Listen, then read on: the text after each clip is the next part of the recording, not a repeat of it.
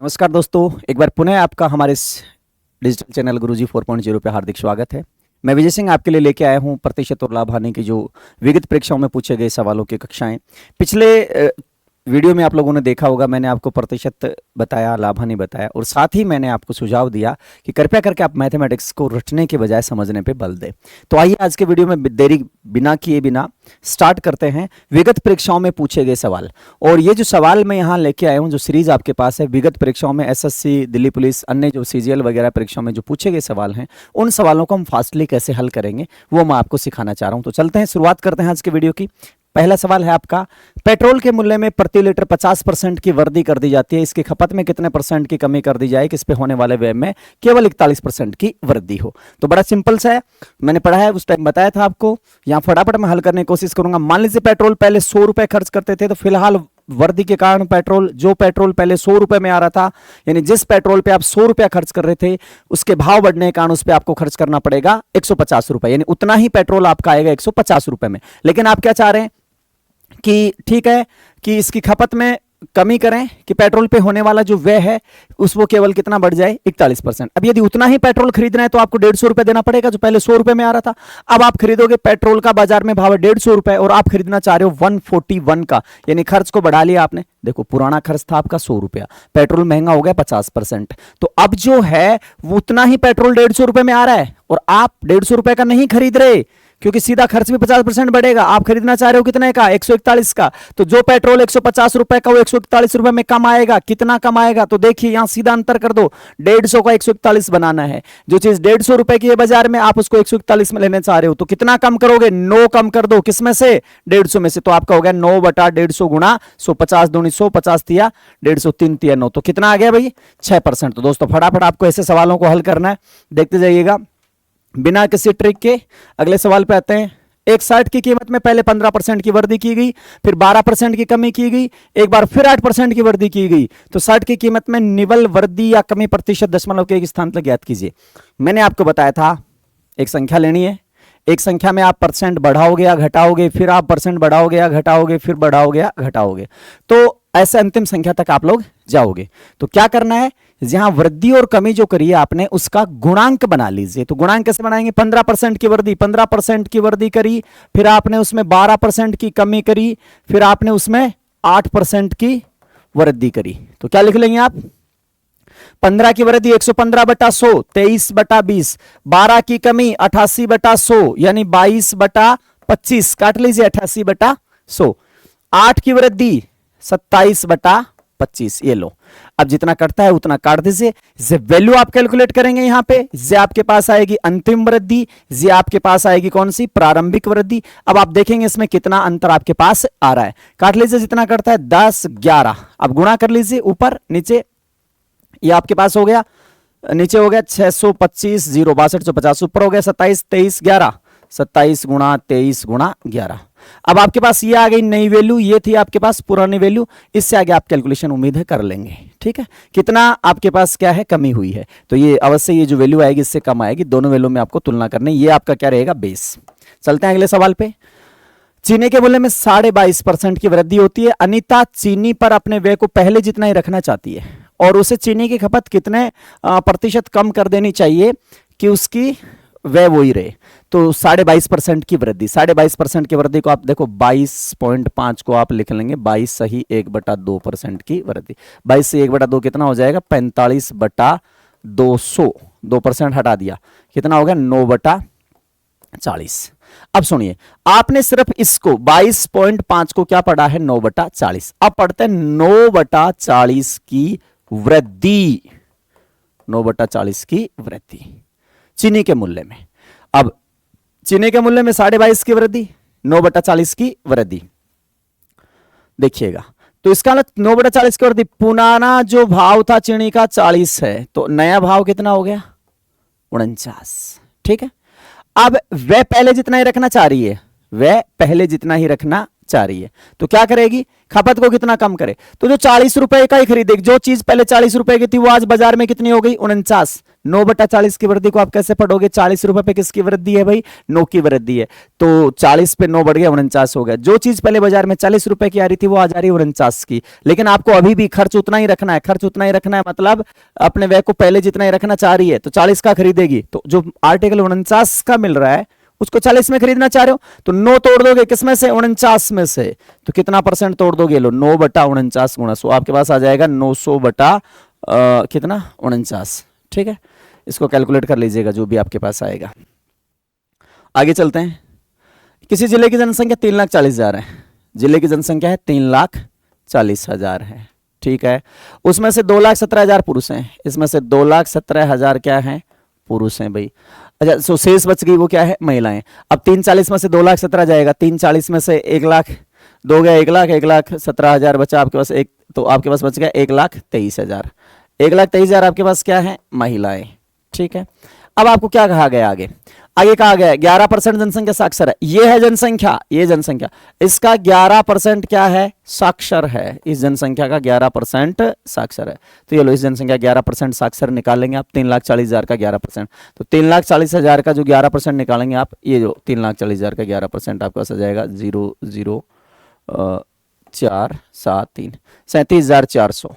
37,400 क्या है, इसका साक्षर है। इधर देखिएगा, इधर क्या लिखा आगे, 11% पुरुष साक्षर है, तो 2,17,000, यानी जो परसेंट निकालना वो किसका निकालना है, पुरुष साक्षर है तो पुरुषों का, जनसंख्या साक्षर है तो जनसंख्याओं का। तो 2,17,000 का 11% निकालेंगे आप, तो आपके पास हो जाएगा 2,170।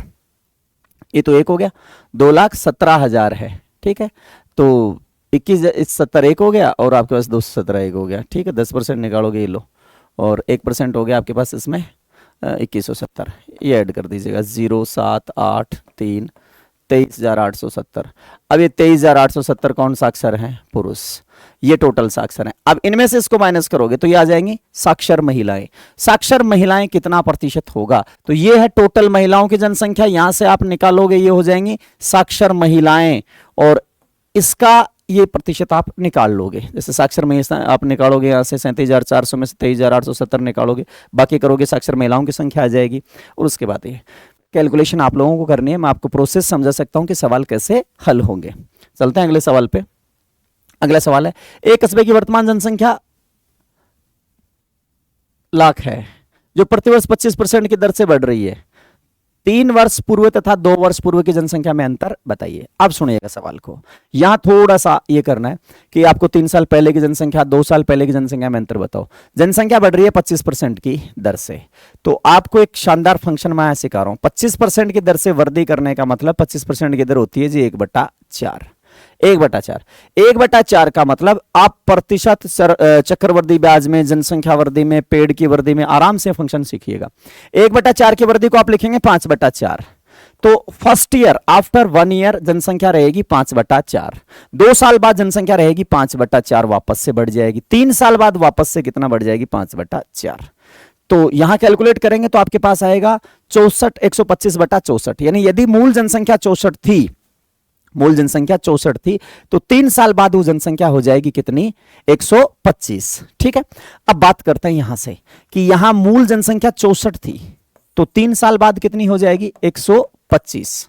ठीक है, अब 64 1 साल बाद कितना होगा, 64 यदि आपने मान लिया, और यदि आप तैयारी कर रहे हो एसएससी वगैरह के अच्छे एग्जाम की, तो आपको पता है 1/4 की वृद्धि 3 बार करनी है, 3 बार आपको वृद्धि करनी है, तो आप पहले से ही क्या लेके चलेंगे उसको, 4, 1/4 का 1/4 का 1/4, यानी क्या लेके चलेंगे 64 लेके चलेंगे। ठीक है, अब सुनिएगा, तो 1/4 64 थी, तो आफ्टर 1 ईयर 64 की जो है 1 साल बाद, 64 जनसंख्या है, 1 साल बाद 5/4 की वृद्धि हो जाएगी, तो 64 वाली जनसंख्या 1 साल बाद रहेगी 80। ठीक है, आफ्टर 1 ईयर, 2 साल बाद इसमें 2 बार वापस से 5/4 की वृद्धि हो जाएगी, तो ये जनसंख्या हो जाएगी 100, और ये आखिर में जनसंख्या होगी 125। ठीक है, देखिएगा कैसे करना है आपको, कि जैसे 5/4 की आपने वृद्धि करनी है।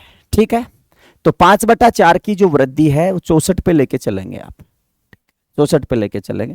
तो 64 का 5/4 ऐड कर दोगे, या फिर मैं आपको यहां सिखाऊं, चक्रवर्ती ब्याज में हम ध्यान से सीखेंगे। 64 आप ले लो, इसमें वर्दी करनी है कितने की, 1/4 की। 1/4 का गुणांक हो जाएगा आपके पास 5/4, 5/4। फर्स्ट ईयर का मैं आपको सिखाता हूं, फर्स्ट ईयर इसकी भिन्न बना लीजिए 5/4। फर्स्ट ईयर होगा 4 चौक 16, यानी फर्स्ट ईयर की जो वृद्धि होगी वो 16। सेकंड ईयर की वृद्धि होगी 5 चौके 20, इन दोनों को गुणा। थर्ड ईयर की वृद्धि होगी 5 5 25, ये लो। फर्स्ट ईयर जनसंख्या बढ़ेगी 16, सेकंड ईयर जनसंख्या बढ़ेगी 20, थर्ड ईयर बढ़ेगी 25। और इसके बारे में विस्तार से हम चर्चा करेंगे चक्रवर्ती ब्याज वाले टॉपिक में, बड़े शानदार तरीके से सवालों को हल करेंगे। तो आप इसको सीधा ही देखते, अभी तो फिलहाल मैंने आपको परसेंट पढ़ाया है, तो सिर्फ सिंपल तरीके से आपको सिखा रहा हूं। आप फास्टली करना चाहें सिर्फ 5/4 देखें। प्रथम वर्ष की वृद्धि मैं आपको बता दूं, प्रथम वर्ष की वृद्धि होगी 16, द्वितीय वर्ष की वृद्धि होगी 20 और तृतीय वर्ष की वृद्धि होगी 25। ठीक है, और स्टार्टिंग जनसंख्या है 164 और अंतिम जनसंख्या है 125। अब आपसे पूछा क्या है वो उस पर आ जाओ। आपसे पूछा था 3 वर्ष पहले की जनसंख्या और 2 वर्ष पहले की जनसंख्या में क्या अंतर है। तो ये तो है जी 3 वर्ष पहले की जनसंख्या, और ये लो जी ये है 2 वर्ष पहले की जनसंख्या। कितना अंतर है, इसका मतलब इनडायरेक्टली आपसे पूछना चाह रहा था क्या प्रथम वर्ष में जनसंख्या कितना परसेंट बढ़ी थी, कितनी वैल्यू बढ़ी थी। तो प्रथम वर्ष जनसंख्या कितनी बढ़ी थी, मैंने आपको बताया 16 यूनिट बढ़ी थी। यहां जनसंख्या बढ़ रही है 20 यूनिट और यहां बढ़ रही है जनसंख्या 25। और ये सारा कहां से निकल के आ रहा है, 5/4 से। 4 चौक 16, 5 चौके 20, हर उसमें चले गए 5 5 25। ठीक है, बताऊंगा ऐसा क्यों होता है। तो अब आपके पास सवाल क्या, पूरा पानी की तरह साफ हो गया, कोई सा भी पूछ सकता है। आरंभ में जनसंख्या थी 64, प्रथम वर्ष बढ़ी 16, द्वितीय वर्ष बढ़ी 20, तृतीय वर्ष बढ़ी 25 और फिलहाल है जनसंख्या 125। आपसे पूछा है फिलहाल जनसंख्या 1 लाख है, तो 3 वर्ष पहले और 2 वर्ष की पूर्व की जनसंख्या में क्या अंतर था। ये 3 वर्ष पूर्व और ये 2 वर्ष पूर्व, तो कितना अंतर था, 16 यूनिट का अंतर था। तो कितना सिंपल सवाल बन गया, आपको मान दिया 125 का मान दिया आपको 1 लाख, और आपसे पूछ लिया कितना यूनिट का मान, 16 यूनिट का मान। ये लो 25 8 है 1800 और 16 यूनिट का मान निकाले। 16 घंटे होते हैं 128। ये लो जी, ये आपका आंसर आ गया। कितना सिंपल सा सवाल था। चलता है अगले सवाल पे, उम्मीद है समझ गए होंगे। अगला सवाल है, एक व्यक्ति का मासिक वेतन 42,000 से बढ़ के 57,000 हो गया, उसके मासिक वेतन में कितने वृद्धि हुई। ये लो बड़ा सिंपल सा सवाल पूछा गया था, 42,000 से 57,000।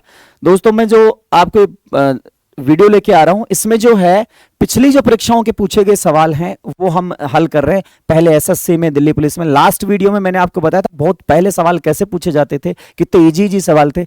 अब थोड़ा सा फिलहाल पिछले 2-3 सालों के जो सवाल आप देखेंगे तो मैथ्स में इस प्रकार के सवाल एसएससी तो बहुत ही अलग मतलब अजीब तरीके से सवाल पूछने लगी है। तो इसका मतलब यह है कि आपको मैथमेटिक्स का पूरा कंसेप्ट तैयार करना पड़ेगा, रटने से काम नहीं चलेगा। तो देखिए 42,000 से बढ़ के 57,000 हो गई, तो 42 से 57,000 हो गई, कितना बढ़ी है। तो देखो 42 से 57,000 कितना हो गया, 8 और 7 15,000 बढ़ गए। 15,000 बढ़े किस पे, 42,000 पे। तो वृद्धि कैसे निकालेंगे, कितना बढ़ा, 15,000 बढ़ा है, किस पे बढ़ा है, 42,000 पे। तो ये हजार है। अब जब आप बार बार प्रैक्टिस करोगे, ये देखो 15/42 गुणा 100। ठीक है, आप इसको हल कर लेंगे। 15/42 कट रहा है, 3 से 14 × 42, 5 × 15। ठीक है, 7 दूनी 14, 50। कितना हो गया, 250/7%। और दशमलव के एक स्थान तक निकालना था, तो 7 × 21 हो गया, 4 × 40, 7 × 5 = 35। और आगे कितना बच गया आपके पास, तो लगभग 35 आ गया। तो आपके पास सीधी सी बात है, जो भी होगा। चलते हैं आगे। अगला सवाल, ए और बी का वेतन सी के वेतन से क्रम से 40% और 70% अधिक है। ए और बी का वेतन सी के वेतन से। तो देखिएगा क्या कह रहा है, जैसे जैसे देखो इस प्रकार के जो सवाल होते हैं इसमें प्रश्न वाला जैसे बोलता है वैसे आपको यूनिट कैलकुलेट करनी है। ये बोल रहा है ए और बी का वेतन, तो ए और बी का वेतन सी के वेतन से क्रम से, यानी बेस किसको बनाना है, सी के वेतन को। तो ये लो सी का वेतन यदि 100 है तो ये 40% और 70% अधिक है, तो ये तो हो गया जी 140 और ये हो गया 170। ये लो 70% अधिक था। तो ए बी और आपके पास सी का तीनों का वेतन आपके पास आ गया। सी को क्या मान लिया, बेस 100 मान लिया। अब पूछा बी के वेतन का ए के वेतन से, बी के वेतन का ए के वेतन से कितना अनुपात है, का ए से, तो बेस किसको बनाना है, ए को, और किसका लेना है, बी के वेतन का अनुपात। तो देखिए बी का वेतन कितना आ गया, ये 14 है, तो ये कितना है 17, लेकिन उसने क्या पूछा है, बी के वेतन का ए के वेतन से कितना अनुपात है। तो आपके पास कितना आंसर आ जाएगा इसका, 17:14। चलते हैं आगे। एक्स का 4% 132 है, तो एक्स क्या है, x किसके बराबर है। तो देखिएगा परसेंटेज वाले फंक्शन में मैंने आपको बताया था कि जो भी संख्या पूर्णांक मतलब पूर्ण संपूर्ण संख्या आपको देखने, तो संपूर्ण संख्या कितनी होती है अपने आप में 100%। अब ये 4% की वैल्यू कितना है 32, तो 4% संपूर्ण कितना होगा 100%। 100% मतलब आप बार बार तैयारी करोगे तो आपको बहुत अच्छे से पता चल जाएगा। 4% का मान 132 है, तो 100% इसका 25 गुना, सीधा आप लगा दो 132 गुना 25, खत्म, बस ये लो, ठीक है। यदि वैसे आप करना चाहोगे तो 4% का मान कितना है 132। ऐसे मत करना स्कूलों की तरह, कॉलेजों में x गुना दिया है x का 4/100 बराबर 132, नहीं, इतनी देर में तो हो लेगा, खेल खत्म। देखिएगा तो 132 को किससे गुणा करना था 25 से, 25 दूनी 50, 25 से 75, 5 80, 8 25 8 33, ठीक है, ये आपका 33 आ गया। दूसरा 4% की वैल्यू आपको क्या दी गई है 132, क्या पूछा है x का मान, x क्या है संपूर्ण संख्या, तो संपूर्ण संख्या किसका मान निकालेंगे भाई 100 का मान निकालेंगे, तो क्या लिखोगे आप 132 गुणा 100/4, 4 से सीधा करता है 33 चौके 132, 3300, ये लो। उम्मीद है समझ पा रहे हो।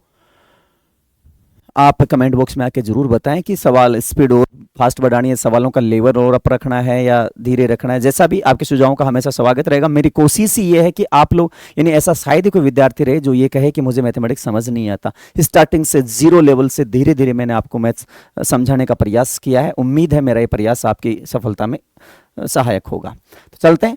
ईंधन की कीमत क्रमागत 3 महीनों में 25%, 10%, 30% कम की गई, लेकिन चौथे महीने 60% वृद्धि की गई है। चौथे महीने में ईंधन की कीमत में उसकी मूल कीमत की तुलना में कितना परसेंट की वृद्धि कमी हुई? ये क्या कह रहे हैं 4 बार लगातार, मतलब 3 बार कमी हुई, फिर चौथे साल वृद्धि कर दी। अब चौथे महीने में पहले से चौथे, मूल का मतलब स्टार्टिंग से लेके चौथे महीने तक कितना परसेंट कमी या वृद्धि हुई। तो क्या करना है आपको इस प्रकार के सवालों के लिए, यानी पहले -25% किया, फिर -10%, फिर -30% और लास्ट में क्या कर दिया +60%। तो एक तो आपको ये नहीं देखना 30 और 10 40 और 25 65 हो गया जी, 60 हो गया, 5 बच गया, नहीं।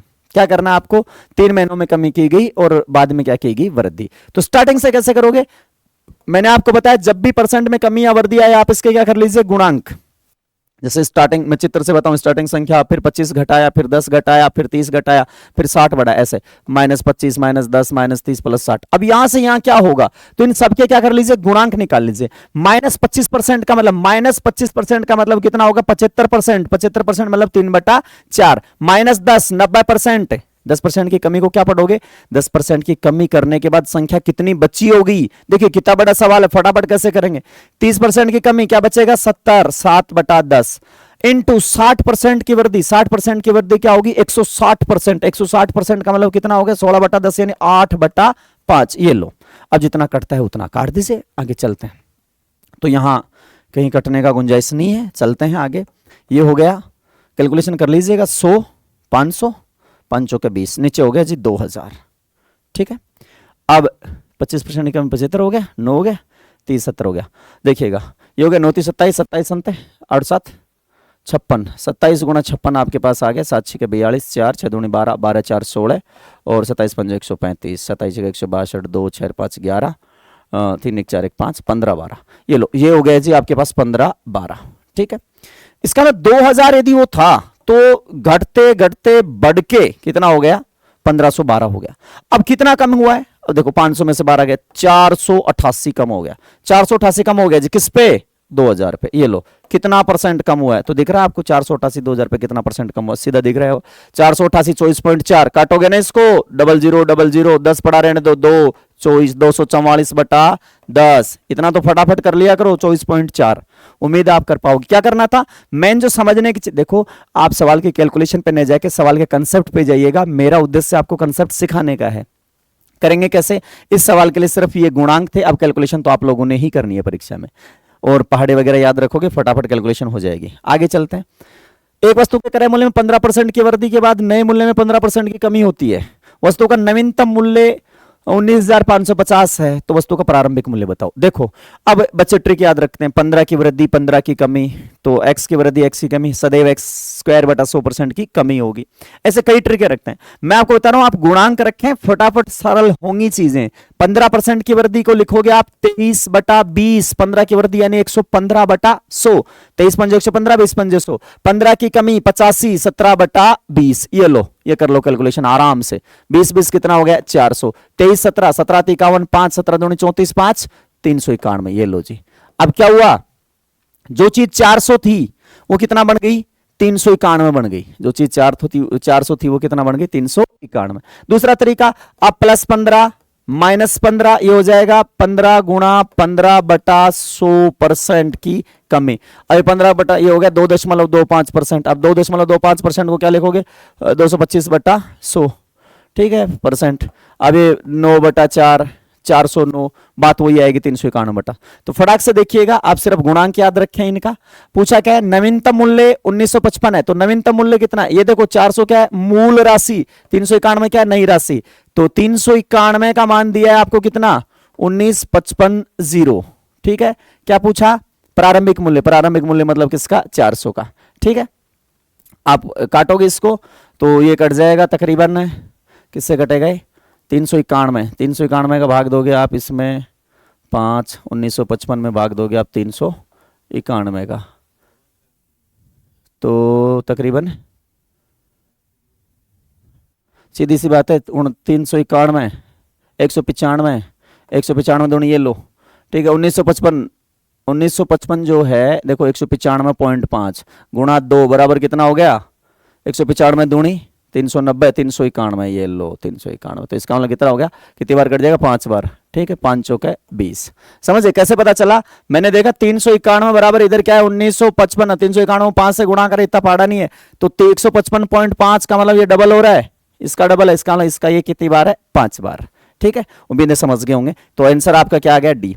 लास्ट था आपके पास 391/400 बना था, 391 की वैल्यू आपको दी थी, 400 की वैल्यू आपको निकालनी है। चलते हैं आगे। 800 ग्राम के 45% का 20%, सीधा करना है 800 का 45%, 45% क्या लिखोगे 45/100, 45/100 क्या लिखोगे 9/20, 20%, 20% क्या होता है 1/5, ये आपसे पूछा है। तो ये लो 20 20 पंजो 100 और 9 अंटे 72। बड़ा सिंपल सा सवाल था, 72 ग्राम आपका आंसर आ गया। ये DP Delhi police TPO shift 2 आया हुआ प्रश्न है भाई। अगला सवाल है 2125 का 120%, 2125 का 120% माइनस एक्स का 80% बराबर कितना है 150।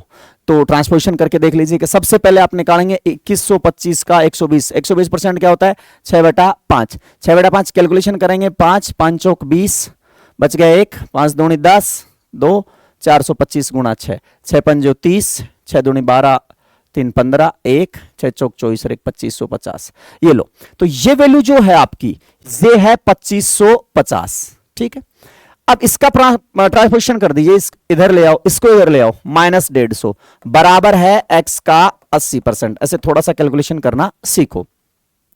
अब इसमें से गया 150, तो ये कितना बचा, ये बच गया आपके पास 2400, 2400 बराबर x का 80%। अब 80% या तो वैसे देखो आप कि 80 बराबर ये 100 बराबर क्या, ऐसे तो कभी मत करना x गुणा 80/100, नहीं, क्या करना आपने 80% का मतलब होता है 4:5, यानी राशि मूल राशि 5 है। 80% कैसे निकलता है 100 है तो उसका 80% 80 होगा, 5:4, यानी मूल राशि 5 है तो जो वैल्यू है वो कितनी है 4। इसका ये किसका इंडिकेट कर रहा है 4 को, और आपको किसका मान चाहिए 5 का, तो 6 पंजे 30, ये लो 3000 आपका आंसर आ गया। उम्मीद है आप लोग समझ पाए होंगे। या फिर क्या लिखना था 80% का मान कितना है 2400, किसका मान निकालना है 100% का, ठीक है, निकाल लेंगे। चलते हैं आगे। अगला सवाल, x का 240%, सॉरी 240 का x%, x प्लस 450 के 60% के बराबर है, तो x प्लस 50 का ये लो जी। देखते हैं ये है 200, देखो कैसे करोगे इस सवाल को, 240 का x%, तो 240 गुणा x परसेंट, ठीक है। x के x प्लस 450 का 60% के बराबर है इंटू 60%, ये आपस में क्या है बराबर, बस इतना ही करना है।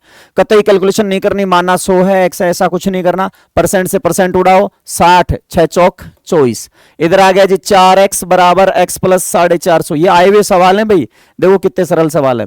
4x बराबर x प्लस 450, 3x बराबर 450, ये लो x कितना आ गया आपके पास 150 आ गया x का मान, ठीक है। कैलकुलेशन ऐसे मत करना 60x प्लस 450 खोलो इसको, नहीं, सीधा कैलकुलेशन करो। x का मान आ गया 150। अब क्या पूछा है x प्लस 50 का 20% है, x प्लस 50, तो x का मान आ गया 150, 150। देखो ट्रिक वाले कितना, ये सवालों का लेवल देखिए, ये तो सिर्फ कांस्टेबल का सवाल है, दिल्ली पुलिस कांस्टेबल का सवाल है। लेवल देखिए आप लोग, यानी यहां से यदि आप सोचे ट्रिक याद करके ले जाए, नहीं, जब तक एक्स की वैल्यू नहीं आएगी नहीं बैठेगा, समझ रहे हो। तो सवाल को हल करना पड़ेगा, और सवाल को हल करना पड़ेगा तो आपको इसके फंक्शन सीखने पड़ेंगे। तो एक्स का मान आ गया जी 150, एक्स प्लस 50 कितना हो गया 200, 200 का 20%, एक्स का मतलब कितना है 150, 150 के 40% से, तो 150 के 40% से कितना कम है, ये लो, एक्स का मान 150 रख दिया, तो 200 का 20% कितना हो गया 40, और 150 का 40% कितना हो जाएगा आपके पास 60। अब आपसे क्या पूछा है 60, सॉरी 40 जो है 60 से कितना कम है, तो 40 60 से कितना कम है 20 कम है भाई, 40 60 से 20 बटा कितना हो गया 1/3, ऐसे काट लिया करो 2:3, 2 3 से कितना कम है, तो 2 3 से 1/3 कम है, 1/3 कम है, 1/3 का मतलब कितना परसेंटेज हो गया आपके पास, 1/3 का हो गया 33 सही 1/3%, 33 सही 1/3%। चलते हैं अगले सवाल पे। अगला सवाल, ए बी से 48% अधिक है, ए बी से 48% अधिक है, सी ए और बी के योग से 60% अधिक है, सी जो है ए और बी के योग से 60% अधिक है, ए सी से कितना परसेंट कम है, दशमलव के एक स्थान तक। चलो ए बी से 48% अधिक है, बी कितना ले लिया 100 भाई, तो ए कितना हो गया 148, ठीक है। कैलकुलेशन छोटी हो जाए इसलिए काट लेते हैं, ये हो गया 25 चौक है 100, और ये हो गया जी 4 से काटोगे, ये 4 तिया 12, और बच गया 2 7 चौक 28, 37 हो गया जी, 37 चौक 108, 37 दूनी 74, 74 74 148, ठीक है जी।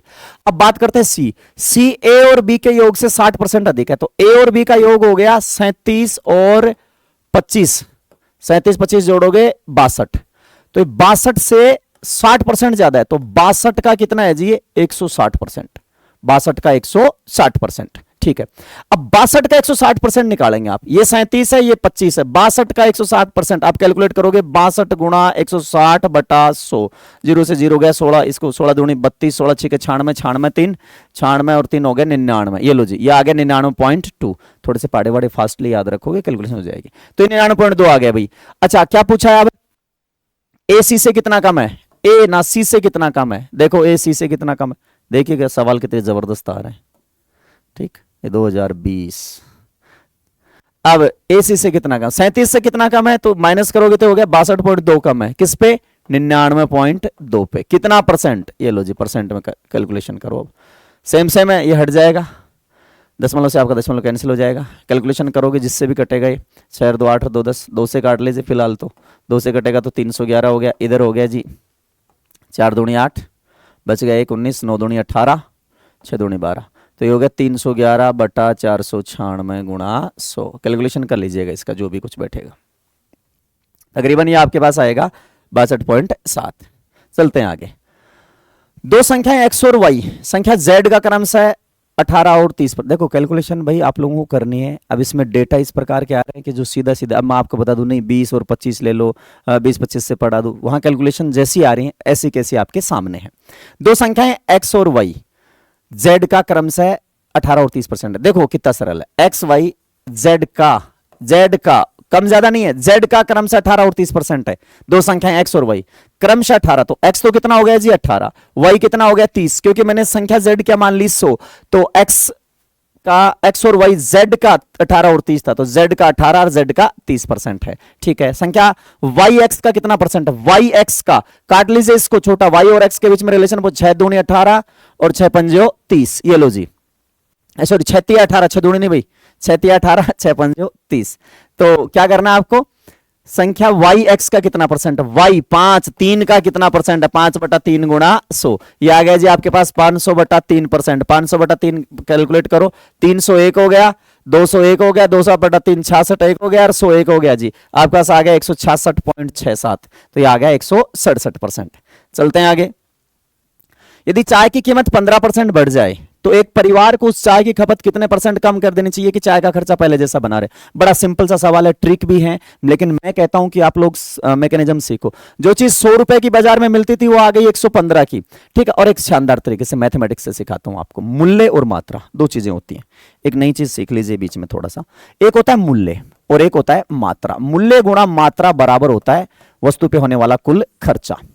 जब भी कभी लाइफ में आप ऐसे देखें कि A into B represent to C, तो आप हमेशा देखें A और B दोनों हमेशा विलोमानुपाती होंगे, दोनों हमेशा विलोमानुपाती होंगे। चाहे वो कुछ भी हो, चाहे फिजिक्स में पढ़ रहे हो आप, चाहे कहीं भी पढ़ रहे हो आप, यदि दो चीजें गुणा होकर तीसरी चीज को रिप्रेजेंट कर रही हैं, मतलब वे दोनों चीजें आपस में विलोमानुपाती हैं। अभी आप देखते हैं F is equal to M A, Newton की गति का सेकंड नियम है, ठीक है। तो एम ए, ये दोनों आपस में क्या होंगे, विलोमानुपाती। ओम का नियम पढ़ते हो, V is equal to I R, I और आर का गुणनफल कौन है, V, इसका मतलब आई और आर आपस में क्या है, विलोमानुपाती। तो जब दो चीजें आपस में गुणा होती हैं तो विलोमानुपाती होती है। खैर हम तो इतनी बड़ी पढ़ाई नहीं पढ़ रहे, हम छोटा सा मैथमेटिक्स पढ़ रहे हैं। हमारा चीनी चाय का भाव मूल्य है और मात्रा है, यानी 20 रुपए किलो की 4 किलो खरीदोगे 80 रुपए का खर्चा आएगा, यानी मूल्य और मात्रा दोनों आपस में गुणा होकर खर्चा देती हैं।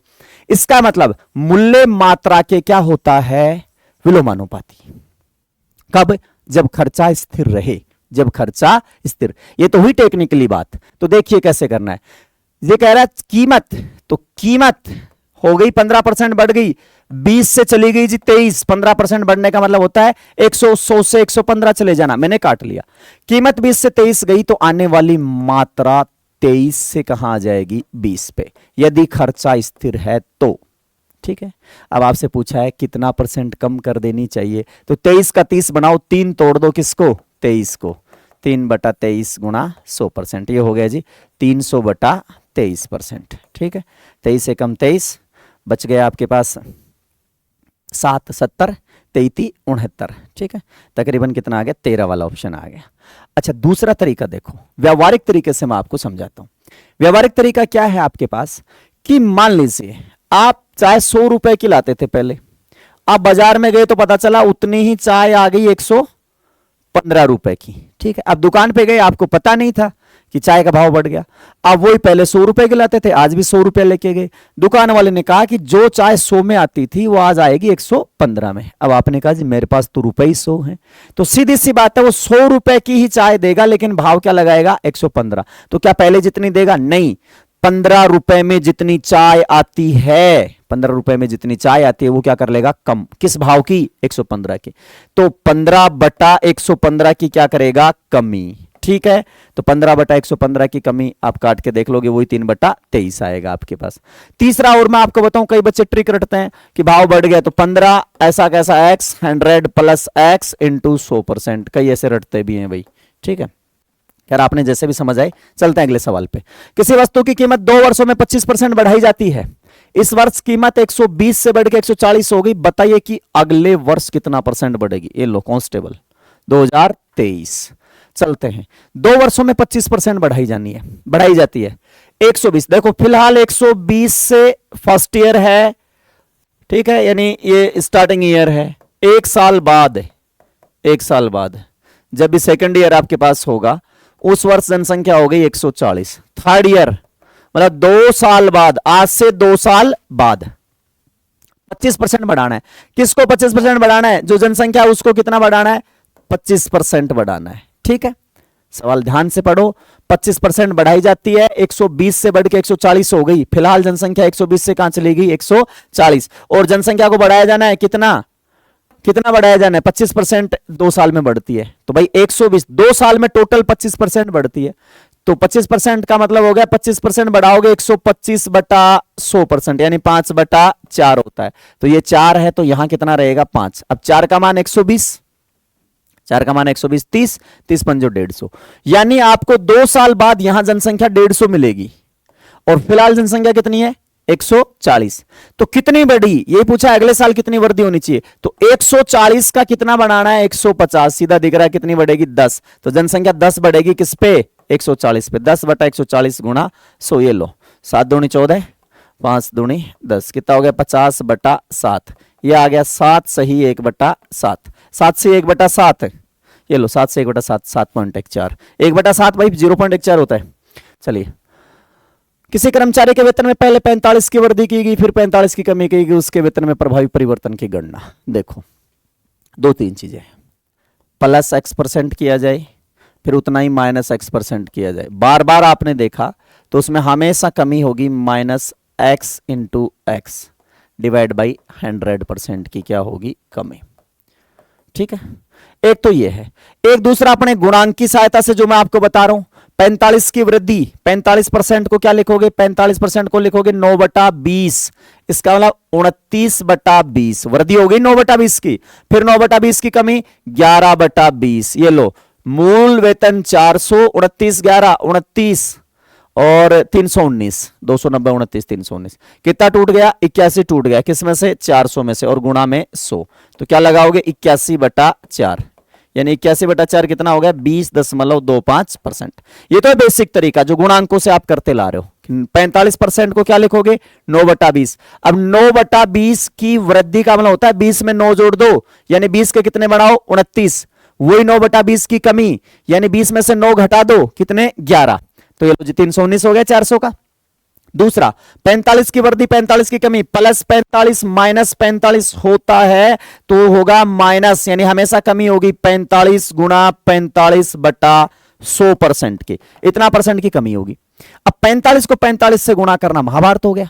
एक छोटी सी चीज मैं आपको सिखा रहा हूं, जिस भी किसी संख्या के आगे लास्ट डिजिट इकाई का अंक 5 है, उसका स्क्वायर कैसे फाइंड आउट करते हैं, 45 को 45 से गुणा करेंगे तो क्या आएगा, तो मान लीजिए ऐसे लिखा हुआ है, x लिखा है और यहां क्या लिखा है 5, x कोई वैसे गुणा नहीं है, एक डिजिट है, कोई संख्या है x और उसके इकाई का अक्षर 5 है, तो इसका इसी को वापस उसी संख्या से गुणा करना है, इसी से x5 से, तो क्या करो, x को गुणा करो इससे अगली संख्या से, इससे जस्ट अगली संख्या से, और लास्ट में चिपका दो 25, 5 5 25, जैसे 45 को 45 से गुणा करना है, 45 को 45, ये रहा, तो 5 5 25 तो चिपका हुआ, आगे 4 है, 4 से अगली संख्या 5, 5 के 20, तो ये होगा 20/25/100, यानी 20.25%। इसी सवाल के साथ साथ मैंने आपको बता दिया कि मान लीजिए 85 को 85 से गुणा करना है, तो कैसे करेंगे, 5 5 कितना होता है 25, 8 है ना, 8 से अगली संख्या क्या लोगे, 9 9 अंटे 72 करके देख लीजिए, 72 25, 15 का स्क्वायर आप लोग करते हो, 15 गुणा 15, 5 5 कितना आएगा 25, 1 से अगली संख्या 2, तो 2 एकम 2, 35 को 35 से गुणा करोगे, फटाफट बताओ, 35 35 4 तिया 12 25, ऐसे फटाक से करना है, 25 25 करोगे आप लोग, 5 5 25, 2 तिया 6, ये लो, ये केवल तभी है जब किसी संख्या के आगे क्या है 5। चलते हैं अगले सवाल पे, ए की आय बी की आय से 20% अधिक और सी की आय ए और बी की आय से 55% कम है। देखो ए बी सी के बारे में बताया, ए की आय बी से 20% अधिक है, ए की आय बी से 20% अधिक, लगा दिया जी, बी की 100 तो ए की 120, और सी की आय ए और बी की कुल आय से 55% कम है, ये लो काट लेते हैं इसको, छोटा हो जाएगा 5 6, इसकी कुल आय से 55% कम है, इनकी कुल आय होगी जी 11, 55% कम यानी 45%, 45 का 9/20, ये लो 99/20, ठीक है, ये आ गया। 99/20 काटोगे, नहीं भी काटोगे तो 20 से गुणा करेंगे, तो ये था आपके पास 120, ये था आपके पास 100, तो ये आएगा आपके पास 99, ठीक है, तीनों आ गया, ए बी और सी। अब आपसे पूछा है सी की आय ए से कितना कम है, सी की आय ए से कितना कम है, तो सी जो है ए से कितना कम है, देखो भाई 21 कम है, किससे, ए से, 120 से, कितना कम हुआ, ये लो, ये 5 ये 6, ठीक है। अब कैलकुलेट कर लेते हैं इसको, 21 पंजो 105 बटे में आपके पास है 6, 105/6 कितना आ गया, 6 एकम 6, 4 45, 6 7 42, 17, ये लो 17, चलो कर लोगे ऐसे, देख लिया अगर 17 आ रहा है, 17 और कहीं नहीं है। आगे चलते हैं, रेखा अपनी मासिक आय का 75% खर्च कर देती है, उसकी मासिक आय में 15 की वृद्धि होती है, पहले जितनी दिन राशि बचा पाती है तो उसके खर्च में कितनी वृद्धि, देखो आय होती है, आय होता है खर्च और बचत, खर्च प्लस बचत। रेखा जी क्या कर रही हैं, रेखा जी कर रही हैं मासिक आय का 75% खर्च, यानी उनकी आय 100, खर्च कर रही हैं जी 75, तो बचा रही हैं कितना 25। हुआ क्या, उनकी मासिक आय में 15% की वृद्धि हो गई, मासिक आय होने लग गई जी अब कितनी 115, आय में वृद्धि आय में ही करनी है, लेकिन अभी भी ये पहले जितनी ही धनराशि पहले जितनी धनराशि, यानी पहले 25 रुपए बचा रही थी, तो अभी भी कितना बचा रही है 25 रुपए ही बचा रही है, ठीक है। तो सीधी सी बात है उसकी खर्च में कितनी वृद्धि होगी, अब कमाई 115 रही है और बचा, तो सीधी सी बात है खर्च को ये दे सीधा, आगे वाले सवाल में मैं आपको बताऊं, इन फ्यूचर जब आप सवाल करें तो ये इतना लिखने की जरूरत नहीं है। क्या बचत वही है ना, बचत वही है। ये 15 एक्स्ट्रा खर्च हो गए किस पे, 75 पे। सीधा ठोका करो, 15/75 गुणा 100, खत्म खेल, 20%। इतना ही लगाना है। कैसे लगाना है सुनो, 75% खर्च कर रही थी, यहां समझो इसको, 100 75 25 बचा रही थी। अब कह रहा बचा तो उतना ही रही है, बचा तो उतना ही रही है। हुआ क्या, आय बढ़ गई कितनी, 15 आय बढ़ने के बाद भी पैसा उतना ही बचा। इसका मतलब 15 किधर घुसेड़ दिया उसने, खर्चे में। 15 किधर घुसेड़ दिया, खर्चे में। तो जो पहले 75 खर्च कर रही थी, अब 15 और ज्यादा खर्च करने लग गई, 75 के साथ 15 भी खर्च करने लग गई। तो खर्च कितना बढ़ाया, वो 15 बढ़ाया किस पे, 75 पे। ये लो, ये सीधा सवाल। अब ऐसे यदि आप पढ़ोगे तो सीधी सी बात है, सवाल सिंपल हो जाएगा फटाक से।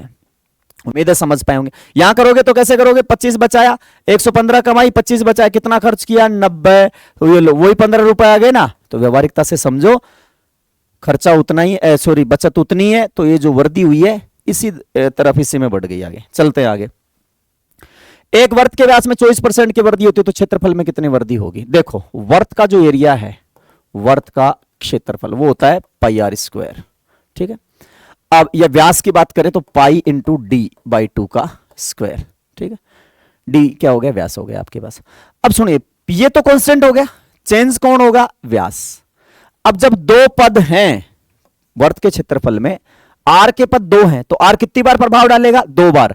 यानी यदि वर्त का व्यास 24% बढ़ता है तो फटाफट याद कर लीजिए, व्यास 24% बढ़ेगा, त्रिज्या भी 24% बढ़ेगी, परिधि भी 24% बढ़ेगी, उसके संगत जीवा भी 24% बढ़ेगी, उसके संगत अन्य कोई त्रिज्य खंड की चाप वो भी 24% बढ़ेगी। लेकिन क्षेत्रफल में आर 2 बार कार्य करेगा, तो 24% नहीं, 24% और 24% की 2 बार वृद्धि होगी। तो किसी चीज को पहले भी x% बढ़ाया जाए, फिर भी x% बढ़ाया जाए, तो टोटल कितना प्रभाव पड़ेगा, तो उस पर पड़ेगा x प्लस x का x%। कैसे, चित्र से समझाता हूं मैं आपको। ये फॉर्मूला रटना नहीं है, ये कोई संख्या है, इस संख्या को x% बढ़ाओ तो ये मूल संख्या है, x% बढ़ाओ तो ये लो, इसके साथ चिपका दिया x भी। अब ये नई संख्या हो गई x% बढ़ने के बाद। अब इसको पूरी को x% बढ़ाओ तो इसका भी x% बढ़ेगा और इसका भी x% बढ़ेगा। ठीक है, संख्या का x% तो x था ही, तो x बढ़ा और बढ़े हुए का x% और बढ़ा, तो x प्लस x का x%। यानी किसी चीज को 2 बार 10% बढ़ाना है तो 10% प्लस 10 का 10%, यानी 10 और 10 20 और 10 का 10 1। तो यहां क्या होगा, ये हो गया 2x प्लस x² बटा 100। ये तो होते हैं ट्रिक वाले बच्चे, रटने वाले। आपको क्या करना है, 24% की वृद्धि 2 बार आएगी। तो 24 की वृद्धि 2 बार कैसे, 24% प्लस बढ़े हुए का 24 का 24%। अब 24 का 24 कितना होगा, 24 का स्क्वायर आता है, 24 इंटू 24 कितना, 5.76। ये लो, ये जोड़ लो, सारा कितना हो गया, 24 48 5 53.76। ये लो 53.76 आपका आंसर आ गया। उम्मीद है समझ पाए होंगे आप। आगे चलते हैं। एक आयत की लंबाई 20% बढ़ाई, क्षेत्रफल रखने के लिए चौड़ाई कितना कम। देखो आयत का जो क्षेत्रफल है वो निर्भर करता है आयत की लंबाई गुणा आयत की चौड़ाई। वही सवाल है चीनी चावल वाला, उसमें क्या था, चीनी का मूल्य गुणा चीनी की मात्रा बराबर चीनी का खर्चा। आपने आयत की चौड़ाई 20% बढ़ा दी, तो आयत की चौड़ाई लंबाई 100 से कहां ले गए आप, 120 पे। तो सीधी सी बात है, यदि चौड़ाई को चेंज नहीं करेंगे तो क्षेत्रफल भी 20% बढ़ पाएगा। ठीक है, कंसेप्ट क्या है, a into B is equal to C. If a increased by x%, b will be no change, then c also increased by x%। a को x% बढ़ाओगे या घटाओगे, b को चेंज नहीं करोगे तो c भी उतना ही बढ़ जाएगा या घट जाएगा। अच्छा, ये इसको स्थिर रखना है c को, तो इसमें क्या होगा, उल्टा विलोम अनुपात होगा। मैंने अभी बताया कि यदि लंबाई को आप ले गए 100 से 120, काट के छोटा कर लो, 5 से 6, लंबाई गई 5 से 6। क्षेत्रफल को स्थिर रखना है तो चौड़ाई को लाना होगा 6 से 5, इसका विलोम। या फिर सीधा व्यवहारिक भाषा में मैं बताऊं, 100 के बना दिया आपने कितने, 120, 120 के वापस 100 बना लो, 120 के वापस 100। अब 120 के 100 कैसे बनते हैं, 120 के 100 कैसे बनेंगे, 20 टूटेगा किस में से, 120 में। तो सिंपल सी बात है, आप लिख देना 20/120 गुणा 100। अच्छा, इसका सॉल्यूशन तो करने को मैं भी लिख दूं 20/120 गुणा 100। मेरा उद्देश्य ये है, मैं ये नहीं दिखाना चाह रहा कि मैं कितना फास्ट इसको हल कर सकता हूं, मैं आपको ये सिखाना चाह रहा हूं कि आप मेरे साथ साथ आप कितना फास्ट हल करेंगे, आप कितना इसको सीख सकते हो। इसलिए मैं आपको व्यवहारिक चीजें बता रहा हूं, टेक्निकली बातें दोनों बता रहा हूं, हो सकता है कोई सी ना कोई सी तो आपको समझ में आएगी। भाई चौड़ाई 20 बढ़ा दी, 100 का क्या बना दिया 120, क्षेत्रफल नहीं बढ़ाना, वापस 100 लाना है। इसका मतलब बढ़े हुए 120 को उल्टा 100 बना दो। तो 100 बनाओगे तो 20 तोड़ोगे किस में से, 120 में से। या फिर ये टेक्निकल बात लंबाई 5 6 है तो चौड़ाई 6 से 5, तो चौड़ाई कितना कम होगी, 6 से 5 जाएगी तो कितनी टूटेगी, एक, किस में से 6 में से, 1/6। चाहे ये करो, सब का आंसर एक ही आना है, 16 एंड 2/3। ये लो, ये आपका आंसर आ गया। चलते हैं अगले सवाल पे। अगला सवाल, एक लंबवर्तीय बेलन के आधार की त्रिज्या 20% बढ़ा दी जाती है, ऊंचाई 30% तोड़ दी जाती है, तो इसके आयतन में कितने परसेंट की कमी या वृद्धि होगी। बड़ा शानदार सवाल है, देखिएगा कहां पूछा गया, दिल्ली पुलिस कांस्टेबल 23। बहुत अच्छा सवाल है कि बेलन का जो आयतन है, बेलन का आयतन, बेलन का जो आयतन होता है, बेलन का आयतन होता है, बेलन का आयतन बराबर है πr²h। बेलन का आयतन πr²h है। ऐसे पाई तो कांस्टेंट है आपके पास, वेरिएबल क्या क्या है, आर और एच। अलग अलग बेलन की त्रिज्याएं अलग अलग होंगी, ऊंचाई अलग अलग होंगी, यानी चेंज कहां कर सकते हो, आर और एच में। अच्छा, अब सुनिए ध्यान से, बड़ा सिंपल सी बात है, आर को चेंज करोगे तो आर का प्रभाव यहां कितनी बार पड़ेगा, 2 बार। बाय द वे, ये बेलन के कर्व सरफेस एरिया की बात करता, वक्र पृष्ठ की, जो कि होता है 2πRh। तो 2π कांस्टेंट होता, आर एक बार प्रभाव डालता, एच एक बार प्रभाव डालता। इसने पूछा है किसके बारे में, आयतन के बारे में। आयतन होता है πr²h, आर का पद 2 बार आएगा, एच का पद 1 बार आएगा, बस यही करना है और कुछ नहीं करना। ठीक है, त्रिज्या 20% बढ़ा दी, इसका मतलब ये हो गया, संख्या थी उसको 20% बढ़ाया, फिर आर का 2 बार प्रभाव, फिर 20%, और फिर एच को 30% तोड़ो, ये बात है। चाहिए सवाल जनसंख्या का पूछ लेता, एक कस्बे की जनसंख्या प्रथम वर्ष 20% बढ़ी, अगले वर्ष भी 20% बढ़ी, और उससे अगले वर्ष 30% घट गई। बताओ 3 साल में जनसंख्या पे क्या प्रभाव पड़ा, तो भी वही बात थी, संख्या में भी वही बात है, बेलन में भी यही बात है। बस आपको ये देखना है वेरिएबल कितनी बार प्रभाव डालेगा। ठीक है, तो क्या था, त्रिज्या 20% बढ़ा दी जाती है तो आर 2 बार आएगा, 20% बढ़ाने का गुणांक लिखोगे आप कितना, 6/5। 20% बढ़ाने का मतलब होता है 120/100, 2 बार सेम टू सेम पद आएगा। एच का 30% तोड़ दी, 30 तोड़ने का मतलब 70% रहेगा। ये लो जी, ये आपके पास हो गया 6 6 36, 36 गुणा 7 है, ये 250 था मूल, ये 36 गुणा 7 हो जाएगा, 36 गुणा 7, 7 6 का 42, 4 7 या 21 और 4 25, 7 7 252। अब सुनिए क्या हुआ है, जो 250 था, क्या नीचे वाला जो है मूल आयतन, देखो मूल त्रिज्या नई त्रिज्या, मूल त्रिज्या नई त्रिज्या, मूल ऊंचाई नई ऊंचाई, तो ये मूल आयतन बन गया त्रिज्या गुणा ऊंचाई, पुरानी त्रिज्या पुरानी ऊंचाई, पुराना आयतन, नई त्रिज्या नई ऊंचाई, नया आयतन। समझ गए भाई, तो नया आयतन क्या है, बढ़ गया, कितना बढ़ गया, 2 बढ़ गया। कितना परसेंट बढ़ा है, तो देखो 250 पे 2 बढ़ा है, तो आप लिखोगे 2/250। 2 की वृद्धि किस पे हुई है, 250 की, और परसेंट में चेंज करने के लिए गुणा में 100। परसेंट के लिए मैंने परसेंट वाले वीडियो में बताया था बेस कैसे चेकआउट करते हैं। 25 चौक 100, 25 दया 250, ये हो गया जी 4 दूनी 8, 8/10%। अब 8/10% का मतलब हो गया क्या हुई है, वृद्धि, 8/10% की वृद्धि। तो ये आपका राइट आंसर हो गया, वृद्धि। चलते हैं अगले सवाल पे। अगला सवाल, 2 उम्मीदवारों के चुनाव में 80% मतदाताओं ने अपने मत डाले, जिसमें से 5% अवैध हो गए। एक उम्मीदवार को 5700 मत मिले, कुल वैध मतों का 75% थे चुनाव में नामांकित। कैसे करोगे इस सवाल को, माना एक्स था, नहीं चित्र बना लीजिए। ये हो गए टोटल इनरोल्ड वोटर्स, ठीक है, कुल नामांकित मतदाता। इसमें से इसका 80% यहां पहुंचे, ये हो गए डाले गए मत। अब डाले गए मतों में से 5% क्या हो गए, अवैध, यानी इसमें से 5% उड़ा दो, यानी इसका 95% ये है वैध मत। ठीक है, अब वैध मत का 75%, वैध मत का 75% कौन है, 5700। क्या ये बात समझ आई आपको, वैध मत का 5700 कैसे, ये कह रहा था 80% डालें, उसमें से 5% हटा दिए, जो लीगल वोट थे, सॉरी वैध मत जो थे मत, उसका 75% एक आदमी प्राप्त करता है और उसको वोट मिलते हैं 5700। ये तो कहानी बना दी इसने। मैं नॉर्मल सा सवाल लिख रहा हूं यहां पे। नॉर्मल सा सवाल क्या है कि एक संख्या है, एक संख्या के 80% के 95% का 75% बराबर 5700 है। तो संख्या क्या है? दोनों सवालों में रत्ती भर का भी फर्क नहीं है। सिर्फ बात यह थी 80% टोटल इनरोल्ड वोटर का 80% क्या है? डाले गए वोट है। 80% ने वोट डाले हैं, डाले गए में से 5% हटा दो, तो इसमें से 5% हटा देंगे तो इसका 95% बचेगा। किसका? डाले गए का 95% कौन है? वैध मत है। वैध मतों का 75% कौन है? 5700 है। उम्मीदवार को 5700 मिल रहे हैं, जो वैध मतों का कितना था? 75% था। इसका मतलब संख्या के 80% के 95% का 75% कौन है? 5700 है। तो संख्या क्या है?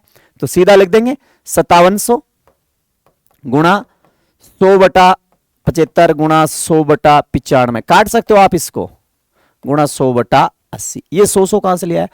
Question mark. देखो ये कैसे करना आपको, इसको छोटा कर लेते हैं। संख्या क्वेश्चन मार्क इंटू 80% 4/5, 95% 19/95 19/20, 75% 3/4 बराबर कितना है? 5700। ठीक है, ये बात है। अब बार बार आप प्रैक्टिस करोगे तो ये स्टेप आप स्किप कर सकते हो यहां से, और मैं कहूं सवाल देखते सीधा लिखो यहीं से 5700 गुणा 4/3 गुणा 20/19 गुणा 5/4। अब क्वेश्चन मार्क की वैल्यू चाहिए आपको, तो क्वेश्चन मार्क रिप्रेजेंट टू क्या लिखोगे? 5700 गुणा 4/3, ये इधर आ जाएगा, गुणा 20/19 गुणा 5/4। मैं आपसे क्या चाहता हूं? मैं चाहता हूं इस सवाल को आप सिर्फ यूं देखें। 5700 75% मानी 4/3, 95% 20/19, 80% 5/4।